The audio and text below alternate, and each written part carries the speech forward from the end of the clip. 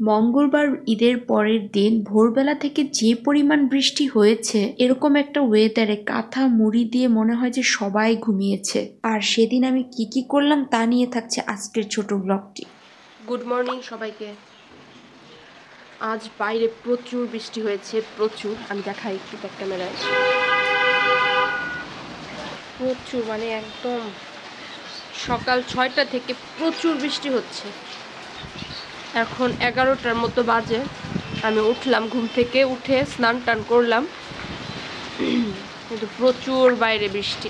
তখনও কন্টিনিউ ঘুরি ঘুরি বৃষ্টি হচ্ছিল, মানে ভোরবেলা থেকে যে পরিমাণ বৃষ্টি হয়েছে তা বলার বাইরে। আমাদের বাসার পেছনের নদী তো পুরো ভরেই গিয়েছে।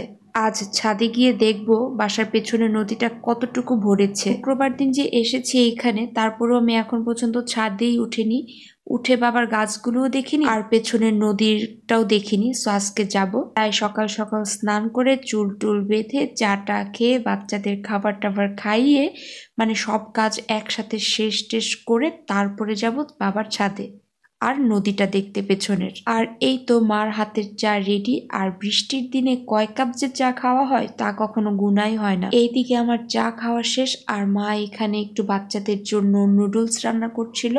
সো আমি বাচ্চাদেরকে নুডলস খাইয়ে আর আমিও একটু সকালের নাস্তাটা করে তারপরে যাব বাবার ছাদে।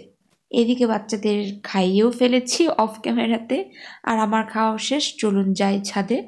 ছাদে ঢোকার সাথে সাথে গুপির কবুতরগুলোকে দেখতে পেলাম। আর ওই তো পেছনের নদীটার কথা বলেছিলাম, এটা কিন্তু ব্রহ্মপুত্র নদীর শাখা প্রশাখা। কি পরিমাণ জল হয়েছে! প্রচুর বৃষ্টি হয়েছিল রাতে, আর বেশ কিছুদিন যাবত তো আসলে অনেক বৃষ্টি হচ্ছে। আর যদি কিছুদিন এইভাবে টানা বৃষ্টি হয় তাহলে এই জল একদম বাসার ভেতরে চলে আসবে। ছোটবেলায় আমি দেখেছি এই জলগুলো বাসায় চলে আসতো, মানে নদীর জল বাসার ভেতরে ঢুকে পড়তো, আর তখন আমাদের ভাই বোনদের কি একটা আনন্দ। আর এই তো বাবার ছাদ গাছের আমগুলো এখনো রয়ে গিয়েছে, বেশ কিছু আম এখনো আছে। আর এটা একটা পেয়ারা গাছ, একদম আমগুলো এত সুন্দর করে ঝুলছিল, একদম ছোটবেলার কথা মনে পড়ে যায়। ছোটবেলায় কত আম কুড়িয়েছি ঝড়ের দিনে। যাই হোক, এটা হচ্ছে একটা ড্রাগন গাছ, ড্রাগন ফল গাছ। বাবা এই ড্রাগন ফল গাছে একটা ফুল হয়েছে, এখনো আমের মুকুল হচ্ছে, মানে ভাবা যায়। আর বাবা ছাদ গাছের প্রতি এত যত্ন নেয়, মানে কোনো গাছে যে ফল বা ফুল নেই তা কিন্তু নয়। এইখানে লেবু গাছে লেবু হয়েছে, আর এই যে সবচেয়ে বড় আম গাছটাতে কোনো আম হয়নি, তবে ওই যে ওই পাশের গাছটাতে আম হয়েছে। ছাদে সাবধানে পা ফেলতে হবে, সারা রাতের বৃষ্টিতে ছাদ একদম পিচ্ছিল হয়ে রয়েছে। বিভিন্ন সাইজের আম, মানে একটা চ্যাপ্টা, একটা গোল, একটা লম্বা, মানে বিভিন্ন জাতের আম গাছ আছে বাবার ছাদে। আর আমি তো সবগুলো আমের নাম জানি না, তাই আমি বলতেও পারছি না এক্স্যাক্টলি যে কোনটার কোন আমের কোন নাম। যাই হোক, আমগুলো দেখেই আসলে চোখটা জুড়িয়ে যাচ্ছে। এইদিকে আবার বাবার ছাদ বাগানে পুঁই শাক হয়েছে, দেখুন একবার পুঁই শাকের পাতাগুলো কি পরিমাণ বড়, দেখুন আমার হাত থেকেও কতটা বড়। আর এটা ছিল পুদিনা পাতা গাছ, বা ওরা বুরহানি যখন বানায় তখন এই পুদিনা পাতাটা ব্যবহার করে। এই আমটা আর ওই পেছনের আমটার সাইজ কিন্তু একই রকম, কিন্তু আমি নাম জানি না বিধায় বলতে পারছি না। আর এই তো কাঠমালতি ফুল গাছ, আমি এর আগে একটা ভিডিওতে দেখিয়েছিলাম। আর ওই তো পেছনেই মেঘালয়ের পাহাড়। যেহেতু রাতে বৃষ্টি হয়েছে, একদম মেঘে পুরোটা আকাশ ঢাকা, তাই কোনো পাহাড় দেখা যাচ্ছে না। কিন্তু যদি রোদ থাকতো তাহলে পুরোটা পাহাড় একদম স্পষ্ট দেখা যেত।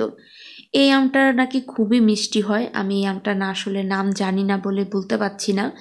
আর এই যে সাদা জবা ফুল গাছ, এত ভালো লাগছিল, আর বৃষ্টি হয়েছে বলে গাছগুলো একদম সবুজ তরতাজা লাগছিল দেখতে। এইদিকে একটা জিনিস দেখাই, এই যে আম গাছটা আমার চোখেই পড়েনি ঢোকার সময়, বাবা আবার পেছন দিয়ে কাপড় ঝুলিয়ে দিয়েছে যাতে পেছন দিয়ে না পড়ে যায়। এক থোকা আম, একদম এত ভালো লাগছিল দেখতে, কতগুলো আম একদম ঝুলে রয়েছে, আর আমগুলো কিন্তু বেশ বড় বড়। এই তো বাবার ছাদ থেকে নেমে পড়েছি, এদিকে মার দুপুরের রান্না বান্নাও শেষ। দুপুরের আইটেমে ছিল ছোলা বুট দিয়ে কচু শাক, মিষ্টি কুমড়ার বিচি ভাজি, আর কলার থোড় মটরটা বেটে তারপরে বড়া বানিয়ে ঝোলের মতো তরকারি রান্না করেছিল, আর সাথে ছিল পেঁপে দিয়ে মটর ডাল। এই তো আমার খাওয়া দাওয়া শেষ হয়ে গিয়েছে দুপুরের।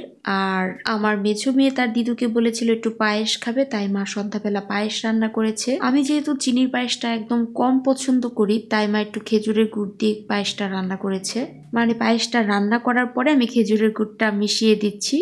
আর এই তো আমার কিন্তু খেজুরের গুড়টা মেশানো শেষ পায়েসে। আর হাঁড়িতে যে খেজুরের গুড়টা রয়েছে সেটাও কিছুটা পায়েস দিয়ে আমি নেড়ে চেড়ে এটাতে ঢেলে দেব। আর এই তো আমি পায়েসটা ভালো করে গুড়ের সাথে মিক্সড করে ফেলেছি। আর এইখানে বাটি বেড়ে দিচ্ছি আমার ত্রিধার জন্য, আমার মেঝো মেয়ের জন্য। সেই অ্যাকচুয়ালি খেতে চেয়েছিল, তাই তাকেই দিয়েছি।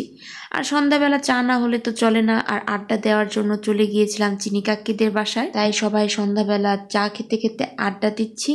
সো আজকে ভিডিওটা আমার এই পর্যন্তই। আমার ভিডিওটা যদি সবার ভালো লেগে থাকে তাহলে অবশ্যই লাইক কমেন্ট এমনকি শেয়ার করে দিবেন। সো আজকের মতো এইখানেই। So tata.